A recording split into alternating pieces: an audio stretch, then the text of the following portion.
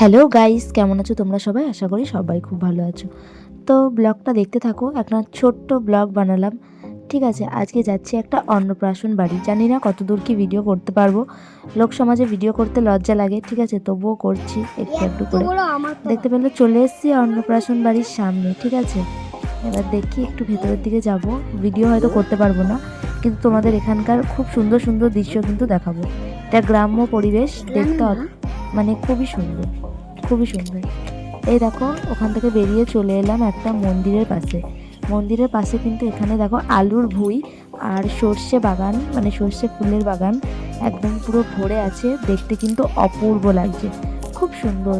এখানে দেখো একটা ছোট্ট শিব মন্দির আছে, শিবলিঙ্গ, ঠিক আছে। এই সাইডেও একটা, মানে দুটো শিবলিঙ্গ কিন্তু বসানো আছে। এখানে দেখতে পাবে সব, মানে চারিদিকে শুধু সর্ষে ভুঁই। চলো দেখো, আর পড়ে যেও না, তাহলেই হবে।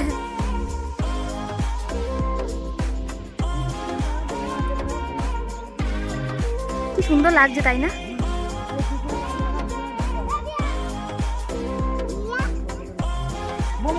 সবাই সর্ষে ভুঁইয়ে এসে ভিডিও বানায়, আমিও ভিডিও বানালাম। জানি না আমার ভিডিওটা ভাইরাল হবে কিনা, তোমরা বলো তো আমার ভিডিওটা কি ভাইরাল হবে? কি ভাবছো আজকে কোথায় এসেছি? আজকে এসেছি ফুলের বাগানে। কত সুন্দর সর্ষে ফুল, দেখো কত সুন্দর লাগছে, তাই না? আজকে চলে এসেছি তোমাদের জন্য একটু ভিডিও বানাতে।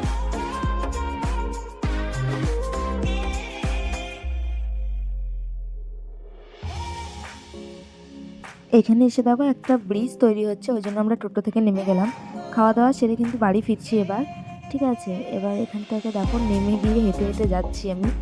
হ্যাঁ, টোটোটা আস্তে আস্তে যাচ্ছি, তারপর টোটোতে উঠে বসবো। দেখো চারিদিকটা কত সুন্দর, কত অপূর্ব দৃশ্য, তাই না?